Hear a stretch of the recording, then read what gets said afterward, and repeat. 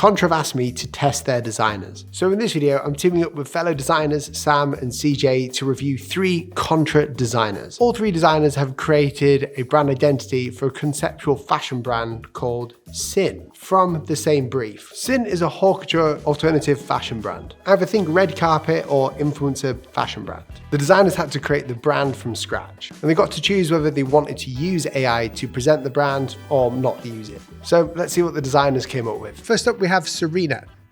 Ooh. Wow. Damn. Oh, wow. So she's done the presentation and everything within Figma. That's quite clever because then she can make things move. Yeah, this is sick. Keep going. I like that too. Got all those gradients and the textures, the grainy textures that are going on. Grungy texture.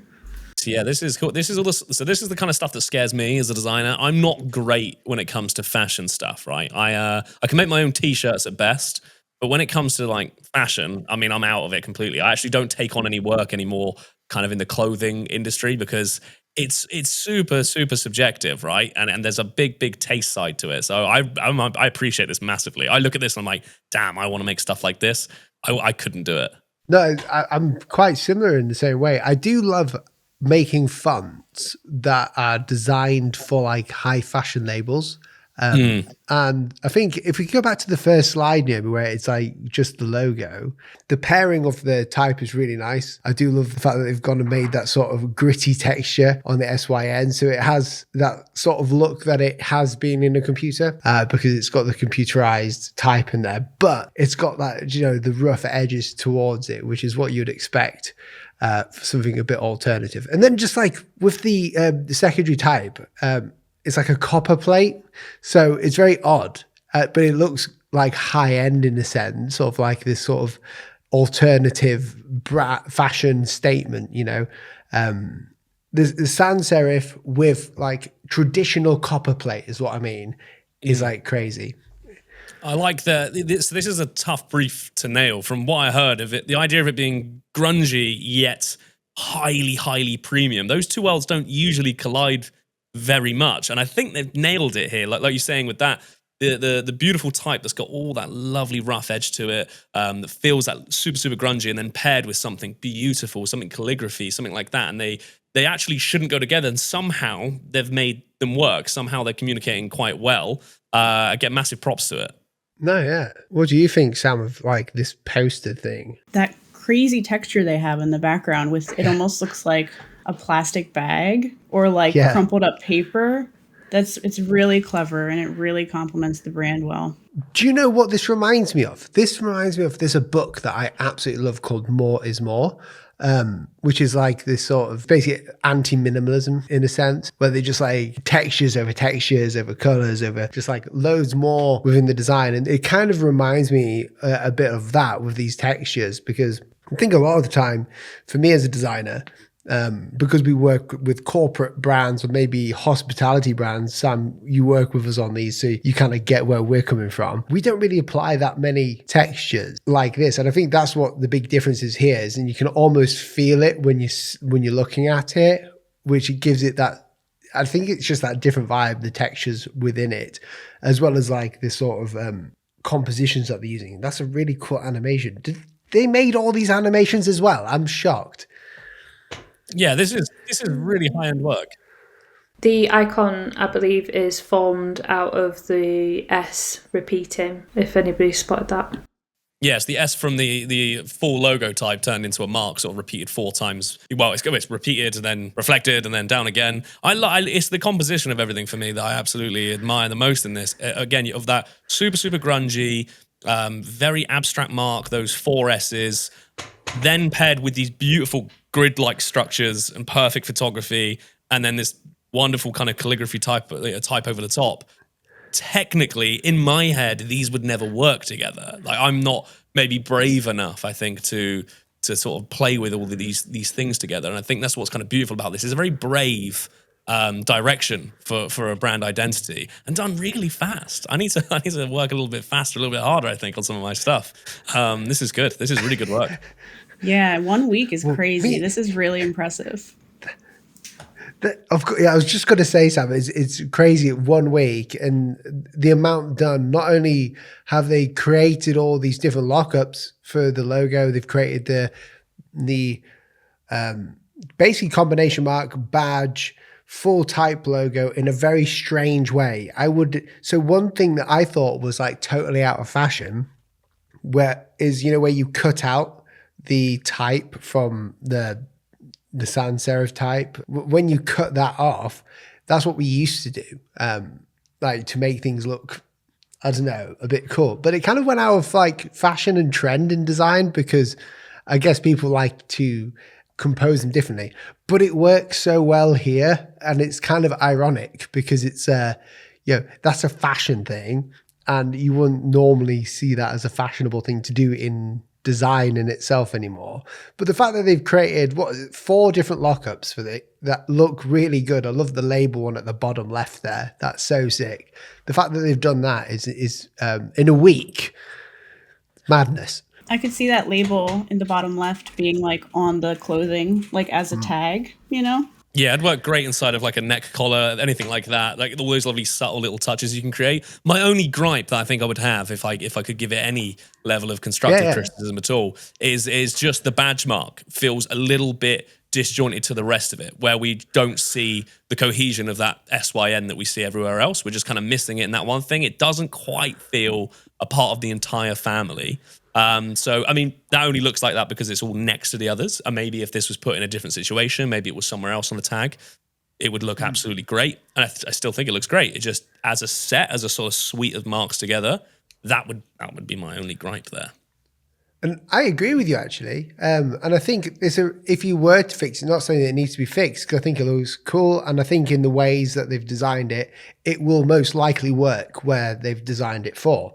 But if you wanted it to look nice in this composition here with all the 4 logos together, it just needs some weight in the middle of it to balance it out, because sin is obviously quite a bold weight, and the sin there isn't. But that's not necessarily a bad thing, as you just said. Like CJ, you said it was probably because it's been designed for somewhere else. Yeah, that works. Yeah, no, I like it. Any more comments, guys, on this? I like the color. Silver charm. Yeah, I actually was thinking the same thing as CJ and Will with the circular emblem. It looks great, and maybe it's meant for something specific, but I was almost going to say it might work a little bit better if they even took the really bold sin logo without the tagline and put it inside the badge. It could work, that would be a cool lockup. With scalability, Yeah, that's a cool lockup. I would like to see that too, because like the icon, as you say there, it works really well by itself. It works really well in the badge, the sort of like, what's it? The badge next to it on the bottom left. But yeah, no, I really like it. One thing I do want to commend them for, though, is the textures. The textures of what's gotten me here to be very impressed by, because I think a lot of the time as people who create logos, we're so obsessed with flattening things and having it very flat in an identity. And as CJ said, as you said, dude, it's very brave to create one like this. Yeah, I think they've hit the nail on the head with a really, really cool grungy fashion house meets total luxury and premium. It's a tough brief to nail, I think. And I think the textures bring that in. Again, I think there's another reason why I think those textures work so well within sort of the fashion space is that it's clothing, right? There's loads of depth, loads of texture, loads of layers on top of layers and folds and things like that. And they've been able to bring all of that in graphically, okay, and make us feel all of those folds and those movements and those textures digitally. And I think that's a really impressive thing to be able to do. The brief absolutely needed it to do that. So they've hit the mark on the head there, 100%. As well as that, the kind of fashion that it is, it's supposed to be like a statement, isn't it, Sin, from what the brief said, kind of high flying. It's one thing that you might not like the fashion. It's more like you can't ignore it, like when you see it. And what I like about this is the designs kind of don't sit in the background, which is what a lot of the time I try and do with my work, which is you don't want the logo to be full faced everywhere or the designs. But in this case, I think the textures and, as you say, the logo and the compositions, they're very much in the forefront. And I like that. It's a big statement. So guys, the next designer, number 2, has got a great name, Monserrat. That's amazing. And that's so good. What a name. Is that legitimately their name? That's incredible. You had to be a designer. You had to. If you're born with that name, you have to be a designer. That's the law. I'm more excited now than ever to see what they have done. Have they used Montserrat in the logo? I was just about to say, yeah. Come on. We'll find out.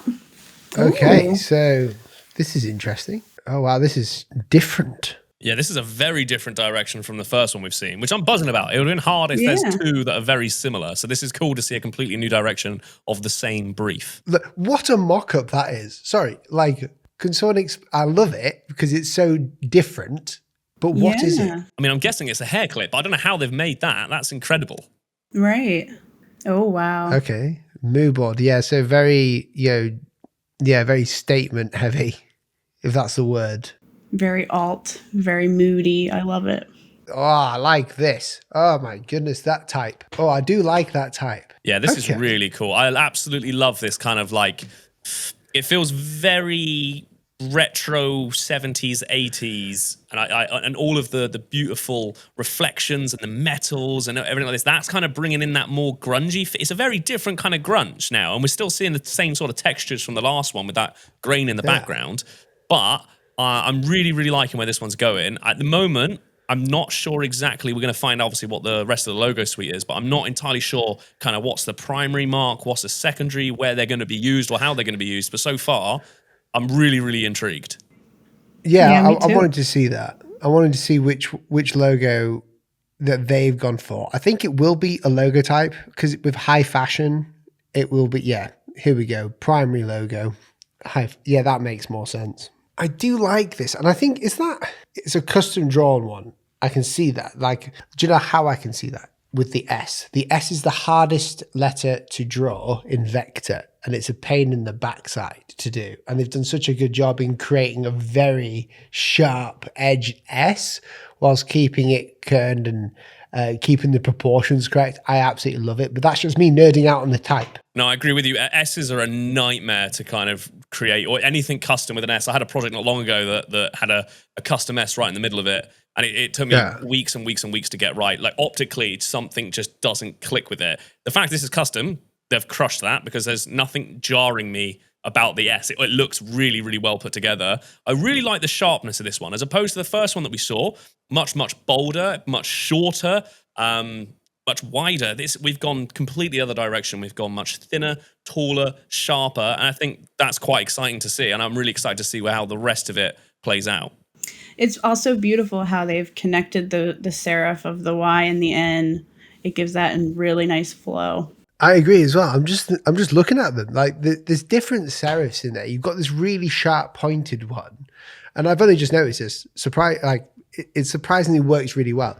They've got really sharp pointed serifs on the S and coming down from I think it's called the stem of the N, and so sharp and pointed. And then in other places they've kind of got this very, I don't know, natural, normal serifs happening on top of the N at the bottom of the Y, and it kind of works. Normally when I'm creating type for any reason, you would want to keep the serifs exactly the same throughout. You don't really want to mess around with them too much because it can offset the balance of things and look kind of disjointed, but this doesn't. This looks very like together, which I like. Yeah, it's cool.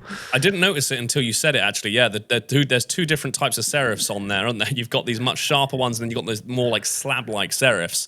Now, usually that would annoy me. I would want to keep a level of cohesion between them.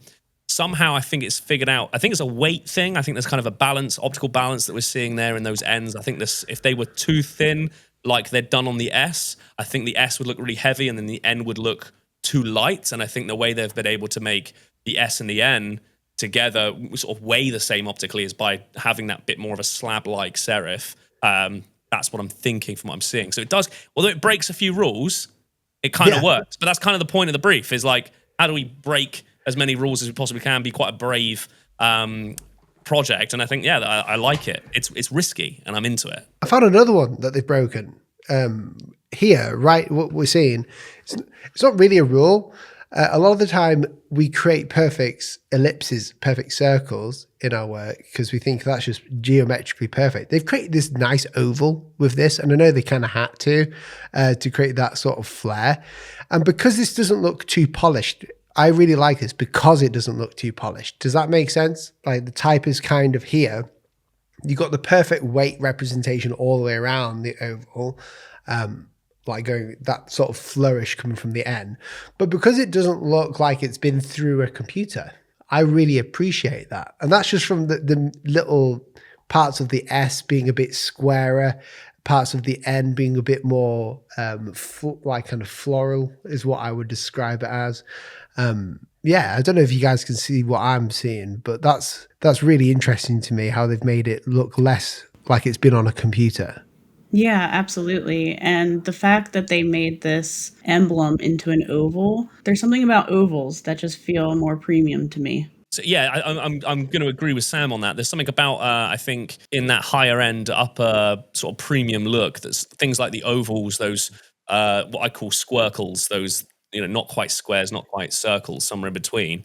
They feel like a stamp, like a badge of kind of authenticity, something you would say, sort of sign off to say, yeah, this has been handcrafted and handmade, which is lovely, isn't it? And I think that from a fashion house point of view, really great way to kind of tie those two things together. This idea of kind of quality craftsmanship and handmaking makes it feel so much more premium and juicy. Perfect, as you just said there, authenticity, isn't it? Where stamp of approval feels like, those wax seals that you used to get, Yeah, where that's it. it might be the wax seals. perfect. Yeah, it's the wax itself that's creating all the imperfections. Oh, they didn't use Monserrat. Disappointing. Not really. I'm only joking. Sorry, I was going to say though, interestingly, they've chosen like font pairings that you would never choose normally. Let's say we're creating a brand for like, I don't know, something a bit more corporate, like a financial institution where everything has to be kind of legible and look professional. Completely different brief to this. But there's kind of like these non-spoken about rules with font pairing, I feel like, where you don't want to go too like wide or thin. Like you don't want to create too much of a variation between them. And here we've got like Offset, and we've got Kingo and Valista. They all are very strange to put together, but putting them together kind of has this feeling of, I don't know, just a bit more high end. And I guess breaking the rules is what this is all about. I think, yeah, it's being a little bit rebellious here. Again, this isn't something I would maybe have picked myself from a sort of a font suite together, trying to pair these things together. But I like, again, the bravery of something like this. Why not try and pair two things that shouldn't go together and see how they come out? I like it from that point of view, but I also don't think the fonts themselves are the bravest they could have been. They feel a little bit safe compared to that really beautiful typed mark that we have in the beginning. I would like to maybe have seen even more of that. And again, it could be purely just from this presentation here that we're not seeing them in their light. So if I could give some feedback to the presentation, I want to see those fonts much bigger. I want to see the characters of them. I want to see all the flourishes and why they're special to this brand. But we're displaying them quite small, kind of at the bottom of the presentation. They're quite quiet. Let them shine. I want to see them shine, and I want to know why you've picked them much more than just the typography on the screen of explaining yourself of why you've picked them. Show them to me. Show me why these sort of fonts are so special. Hopefully we'll see that in the rest of the presentation. Maybe we'll see them being in use. Yeah, hopefully. I mean, perfect explanation though. Yeah, make sure your fonts shine. Like show them as they would be seen. And I love that. Look at this. This is crazy. Is this the website? Yeah, this is a cool mock-up, man. This is really, it's starting to get the kind of sense and the tone of the brand now. It's starting to all kind of piece together. That's why I think mock-ups are so important in any presentation when you're presenting any identity to anyone. Really go for it at this point. Really try to help us imagine what this thing would look like. This is really cool. I love how retro it feels. Like it also feels futuristic. Like it feels like we've stepped into the 60s, but in this really like alternative like time machine. Super cool. No, I agree. I think with it being retro, it obviously has that sort of trendy vibe to it instantly with being a bit retro. But what I do value is the colors that they've used here. I've not really seen the red throughout, but I feel like it's such a mismatch of colors, not in a negative sense, but to me, using these crazy colors kind of makes a statement. And this is such a hard brief to do because it's supposed to be a bit more artistic, a bit more rule breaking. Again, hopefully they have another slide showing how the colors would be used in the brand, because right now it kind of feels like they're just showing the color. Oh, here we go. That makes more sense. You've got the browns and the reds there. That makes more sense. Do you know what? I would love to have seen as well a bit more saturation slightly. And that might be just personal preference. If I was to go in there, I'd have loved to have just brightened up a few of those colors like the red, just to make that even more bold. But at the same time, it's a choice that they've made, and it does feel premium what they've done. Yeah, I think they could just have been a little bit more confident with those colors. As a set, as a group, they're really, again, that level of riskiness to them. Maybe they shouldn't work together. But again, if we remember what the brief was, this idea of this fashion house, and again, fashion is really, really subjective, and there kind of is no rules amongst it all. So I like that they've done that. I like that they've gone, okay, well, let's put these very kind of odd color pairings together. But I think we could have just turned them up a couple of notches in color, a little bit more vibrancy. And then when they're paired with those darker tones, those much grungier tones, we're getting that lovely juxtaposition between the two, right? What I like about this, I think the most, again, is where the brief, again, it always comes back down to the brief. Have they hit the brief? And I think one of the statements in that brief being about the type of people that would wear this, right? These are people that are going to be on red carpets. These are going to be on stages. These are big YouTubers, very confident, very proud and loud people. So again, if those colors were a little bit louder and a little bit prouder, that would have worked really well.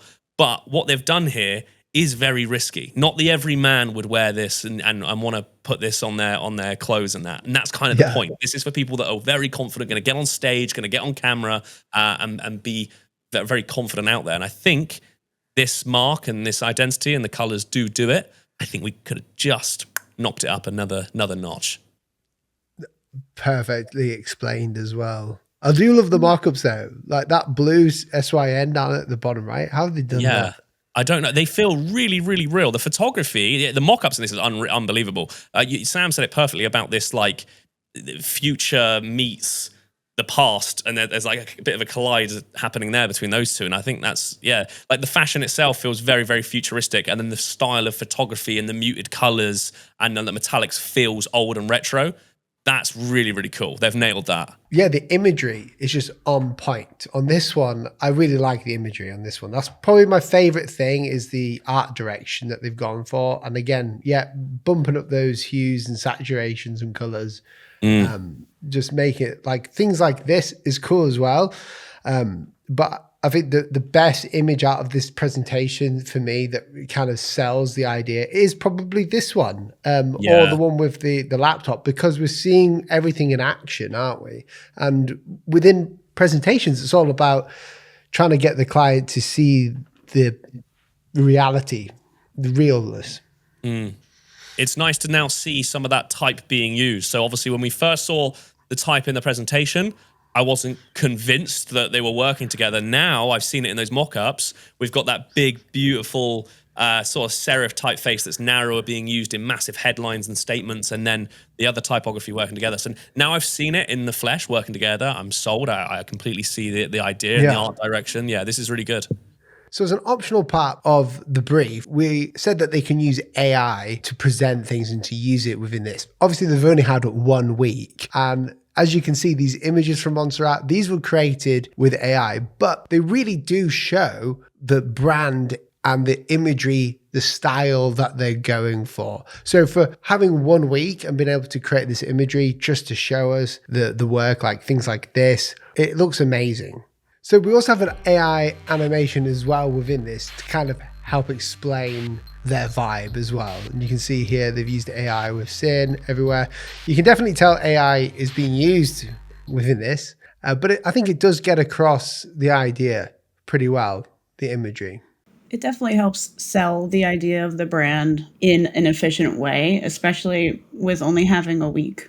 Yeah, absolutely. Like that's stuff like that is wildly impressive. And AI, I think, scares a lot of us. We don't really understand whether it's going to take over the world or not. But in this sense, using it as a tool like this is absolutely brilliant that we're able to do that. If these guys only had a week to put together an idea and they needed to sell this idea to someone. And a lot of these designers, we're working from our bedrooms and we don't have access to animators, photographers, and all these wonderful things. It's an incredible tool to be able to do this. So fair play to them. And it really does help sell that brand. That is incredibly impressive. It is. It is good. You can't fault it. Like, man, AI is crazy. It is really, really good. It is good now. And for things like that, I'm absolutely fine with. So guys, any final thoughts? I personally thought it was really good. I think the imagery was probably the thing that sold it to me the most. What about you guys? Yeah, totally agree. Yeah, dude, everything about it was really cool, but the imagery was the star of the show there. They really, really nailed the art direction of that. So yeah, great job. Monserrat, what a legend. So the final designer is Sabrina, and she had the help of Helen and Lorenzo as well. Ooh, a little team. How nice. Yeah, this will be interesting to see multiple people working on the same brief. That'll be this will be a nice way to finish it. Yeah, of course. Like your work does change when you add teams. Obviously, me and Sam work together and have done for a few years, and the work changes, doesn't it, based on each of the skill sets? What we can do. Sam's an amazing illustrator. I am not. I'm good with type. So we kind of bounce these things around each other, don't we? Quite a lot. Yeah, it's nice for like you to focus on the type and me to focus on the drawing or the illustration. It really breaks up the work nicely. See that you guys have got a powerhouse going on over there. I got no one, man. I'm just over here trying to figure it all out on my own. I need a type expert. Yeah, I need some help. But the trick is, CJ, it doesn't matter when you do have a team, you still try to work it all out. Like it never stops. Yeah, that's true.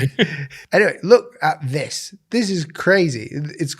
I had to see if my glasses were on for a second. Yeah, that this effect is cool. is awesome. Yeah, I can definitely see where they're going with this. They've got this, that blur kind of grainy feel. I do love that.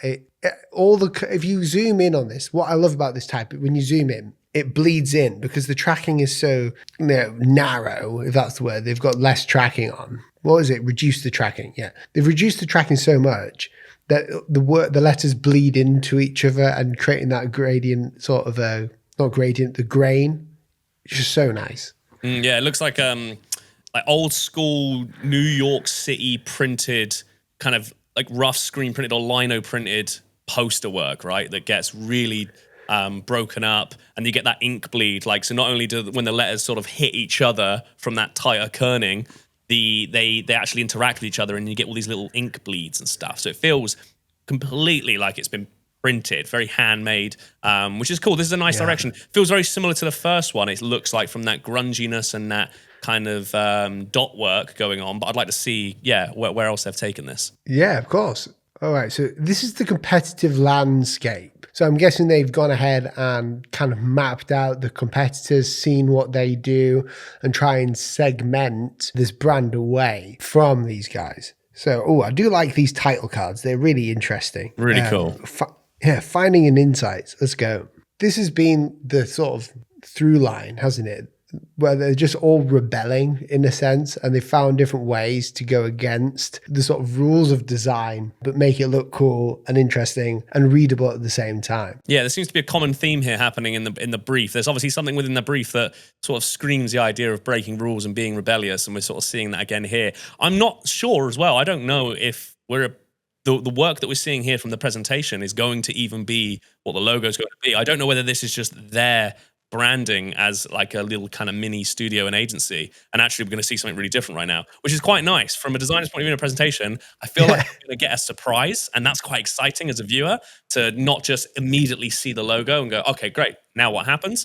I'm just going to build up to the presentation, and we're kind of going up a roller coaster, and I don't really know what I'm going to see. It's exciting, man. It's really cool. Yeah, and I think we do that, don't we? I think we all do that within our presentations. We never just show it at first. We kind of want to bring, and this is like for any designer out there, this presentation works really well because they're not just plainly showing you the design, they're kind of building up towards it, building context towards it all. And it just, as CJ says there, it brings a bit of a surprise, but also provides the context. Okay, so the brand strategy, let's see this.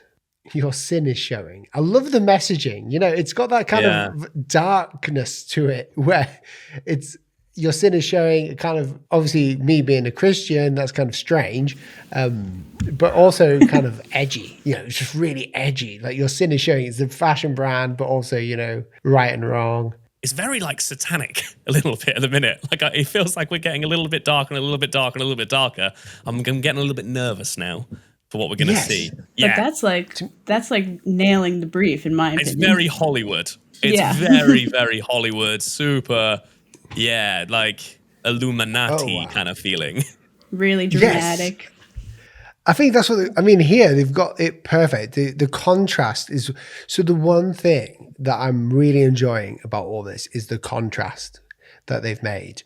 Notice it's been white on black, which is naturally just a very boring combination. But they've made it very, as they say, punk, very messy in certain ways. Got lots of textures, a lot of emotion in there.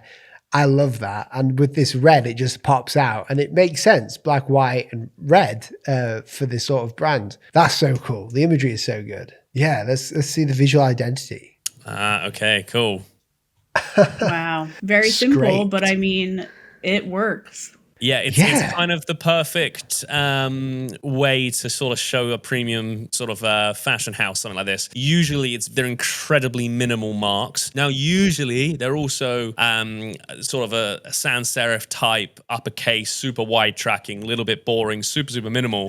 We've somehow been able to create here this, again, very simple logo type, but there's a lot of texture, a lot of movement, a lot of energy. It's cool. It's a really cool direction. Do you know where they put the simplicity though, CJ? I think instead of putting the simplicity within the mark, I think they've done it within the whole composition of showing us here of how the sort of the visual language is to the design.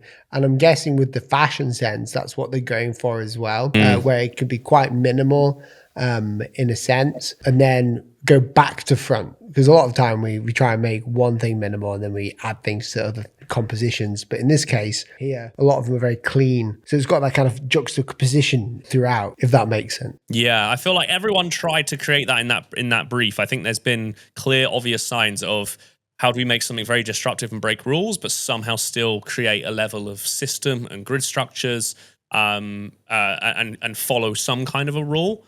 This one has really, really done it very, very well here. The use of the color now, bringing it in, using that black and white, this ultra bright kind of red over the top. It's really, really well done. The overall kind of language, the visual language that's being used, it's super, super cohesive here. Everything makes sense. It all feels like it's been created by the same hand, the same brush, the same person, even though actually it was a team that created it, which is really impressive to be able to do. I'm liking where this is going so far. It's brilliant. Yeah, this is cool. Yeah, this is the sort of style which is very bold. It moves. It's got the idea of sin and it's moving. Yeah, which is unreal. It's so fun. Yeah, Born to Sin. I think the messaging here as well. Like when a lot of the things that we've worked on over the past few years, with like obviously with you, Sam, doing our work, we've made a lot of it about messaging. How do we get the brand message across in our showcases, in our presentations? Because it's not good enough anymore, I think, to just provide a cool brand. The messaging is really what takes it out into the open and make it to what the brand is. So House of Sinners, that's an interesting message. No outcasts, just icons. These sort of like this wording, this messaging is it's prompting us to view this in a different way as well, Yeah, it really helps. The messaging is really what helps connect to their target audience, really. And they've done a lot of strategy to figure out what their target audience is, which is, it's so well done. Well, this is a great example of how you take a visual identity to a brand identity. This isn't now purely based on visuals. They've used that strategy to now create a verbal identity. How do we say what we want to say? How do we say it in this particular language? That's what makes a difference massively, I think. When you're trying to create a logo and some color choices, some font pairings, that's all great. That can get you so far. These guys have really gone above and beyond. They've looked at that strategy and, like I said, they've created that wonderful verbal language to be used as well, paired that with a visual language, paired that with an art direction, and you've got now ultimately a very, very strong brand identity concept that we're looking at, which is incredibly impressive. Perfectly said as well, CJ. Yeah, from visual identity to brand identity in this case, and it comes down to that messaging, right? What I really appreciate from this is obviously the amount of detail that they've given is insane. And I love that for a brand presentation. It really sells the idea, but also the consistency and the juxtapositions throughout of kind of playing with the word sin, what it means in a fashion sense, and they're really unapologetically creating strange things whilst following a system of some sort. For only having a week, they've thought a lot about this, and I'm very impressed, yeah. Well, it's obviously a well put together brief. And, the work usually that comes out, it has to come from somewhere, and the brief is the beginning of it. If that brief is strong and it kind of alludes to some really cool angles, and it lets us know who that target audience is and what they're trying to achieve, what those visions are, what those goals are, you can land somewhere here in this camp. And I think that's one of the most important things that for any designer that wants to kind of find a way to make their work shine, wants to elevate. I want to go from creating just a logo to a visual identity, or I want to go from a visual identity to a brand identity. It all starts at the brief. If you've got a really strong brief that you can give you all the answers, you can create stuff like this. If the brief, it lacks a little bit, you'll never get there. It can be very, very difficult. So all three of these guys that we've looked at today has been, they have been able to push things further. There's a lot more strategy involved. There was a lot more thinking. It wasn't just, I designed it because it looks cool, mate. It actually works, and there's a reason behind all of it. So all three of them should be so like pumped and proud of themselves. This is awesome work. I totally agree. Yeah, well said. Yeah, well said again. You keep coming and just saying amazing things, CJ. I'm loving this. That's why I'm here on this video, isn't it? That's all you wanted. Just like come and say nice stuff, CJ, and then bugger off. Yeah.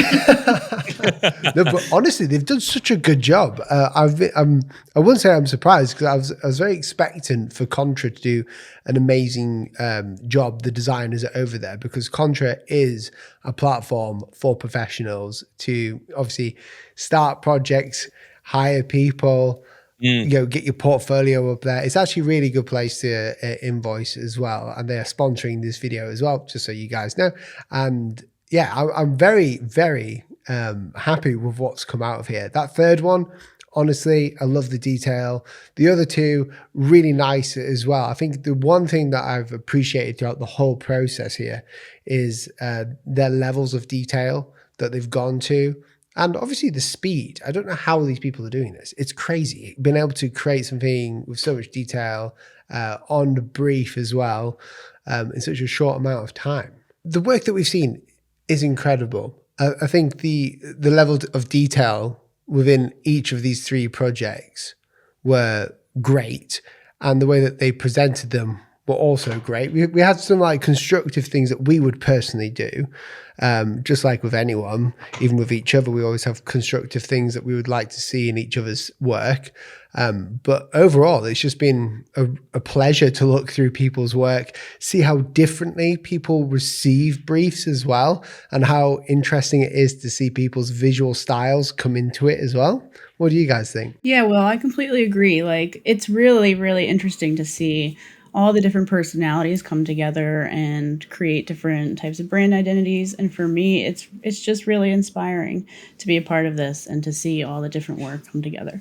Yeah, I mean, I have to say, I'm much more impressed than I thought I would be after just such a short period of time being able to work on something like this. And it's a really, really tough brief. I find anything in the fashion space to be quite an intimidating space to go in and try to brand and try to give an identity, because it's so unique.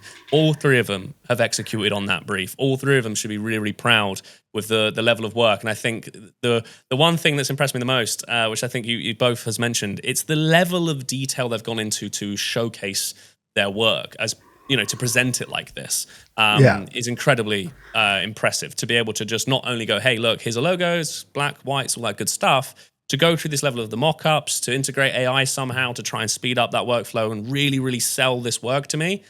That's kind of where we're at now, I think, as designers, especially freelance designers in a very competitive landscape. We've got to go above and beyond to really show our ideas. They did it in a week, 1 week. It's incredible. Well said, CJ. And I think within all of these pieces of work that we've seen, the main thing is that they had 1 week. So everyone has to view this is a 1 week project. And it's a hard brief because it's so subjective. But thank you so much, guys, for being part of this, Sam and CJ. CJ, where can people find you online? Because obviously we're good friends, but I would love for people to hang out with you more get to know your stuff, where can they find you? Oh, dude, thanks so much. You can find me on Instagram at just CJ Cooley Design. I'm also on YouTube as well as just CJ Cooley as well. So you can find me over there. I just sort of share as much sort of love and encouragement to being a creative. So I'd love to have everyone come and join me. So yeah, thanks, Will, for plugging me. I appreciate that, dude. No, man, it's good. I love your work. And Sam, where can people find you? You're on Instagram and everywhere. I'm actually not, because I'm currently in the process of rebuilding my brand and my portfolio. So I'm currently not on the internet, but thank you very much for more coming soon then. Coming soon, yes. Yeah, watch out, guys. Watch out. Guys, it's been an absolute pleasure to look at these amazing works with you, and I'll catch you later. Peace. Thanks, Will. Bye. Well, that is the video. For 1 week, these designers have done an amazing job, including the presentations. All of them have surpassed my expectations, and I'm sure surpassed CJ's and Sam's as well. If you like this kind of content where we look over everyone's designs and just encourage what we see, then subscribe down below. Make sure to hit the like button and to share the video with your friends. Thanks for watching, and see you in the next one.